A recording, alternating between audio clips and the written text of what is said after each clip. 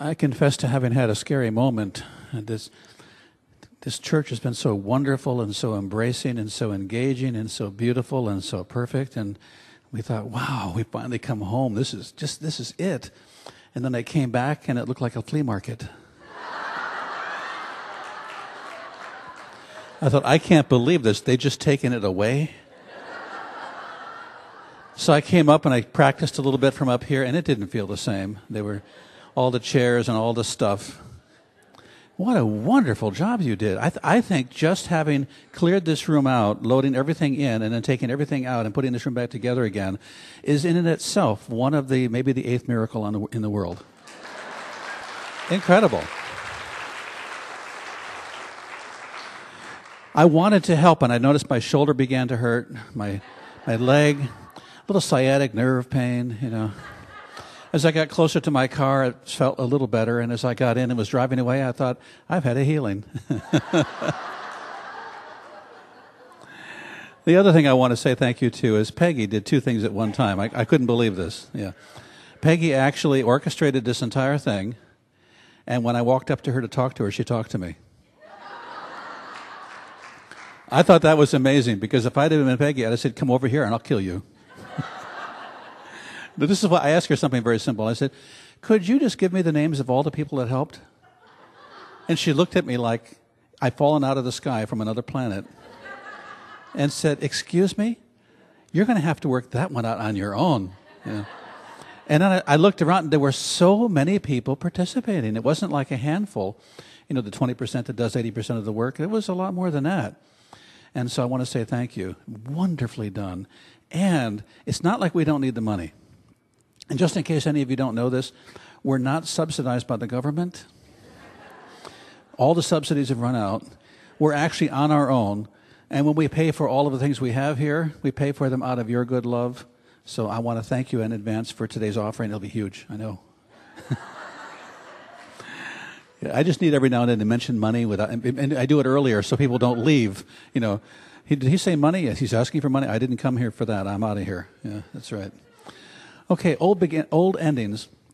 I was counseling some 15. All right, a while ago. I was doing a counseling with a couple, and the couple was probably in their 70s, and things had been going pretty well. They would come in every week and sit fairly close to each other, which is an idea that they may be getting along. And things were going pretty well, and then I get a call about 11 o'clock at night.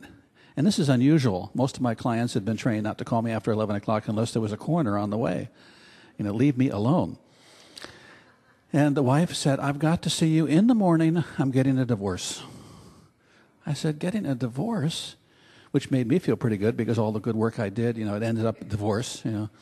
I said, okay. So they came in at 11 o'clock in the morning. They called me at 11 o'clock at night, coincidence. And so she said, I have to end this marriage. I said, well, what happened? Well, you know, he doesn't normally drink. And he drank last night. Did he get really drunk and nasty? No, he drank enough. And he told me he never had loved me. Okay, well, do you think that the alcohol might have had any? No. You see, here's what I know. I know he never loved me, not really. I've always known that. And I have been waiting now for 36 years for him to tell me that he never loved me.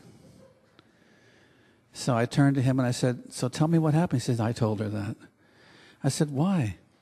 He said, for 36 years I have been loving her, and she's been acting like I never did. And I said, that's it. I never loved you. And she said, that's the ending I was waiting for. Think about that. How many of us are living the ending we're waiting for and actually being a little disappointed when nothing bad happens? You know, I'm not knocking any religions, but I know some religions who would be sorely disappointed if the world didn't end, at least at one of these predictions. Right now, the newest one is 2012, it's going to be over. So Judith and I are saving our money. We're going to buy a house on 2013. You know, there'll be a lot of houses available because it's all going to be over. You see, it's all this fear of a horrible ending seems to make life somehow so much better, or at least more predictable. What if you didn't know, and you didn't have to know how it was going to end? In fact, you were so outrageous that you were going to say, I'm going to make a different ending today than yesterday. How many of you, don't raise your hands, we've been through that. Anonymity is important. It's a certain time in the evening. You have a certain ritual. And you take your pills, or you don't take your pills, and you brush your teeth, and you don't shower, and then you crawl into bed, and then if you're like us, because you're really loving, caring people, you spend 7 minutes loving each other.